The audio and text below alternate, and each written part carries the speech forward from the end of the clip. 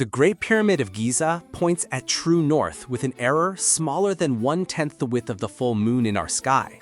All four sides are aligned to true north within about 3 arc minutes. That's 0.05 degrees off. Modern buildings using laser surveying rarely beat that. This was built around 2560 BC. No compass, magnetism wasn't even understood yet, no single bright star set at true north either. Builders likely tracked 2 circumpolar stars rising and setting, then split the difference by eye and plumb line.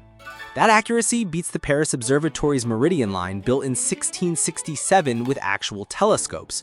The pyramid did it over 4,000 years earlier with ropes and stars. Here's what makes it crazier.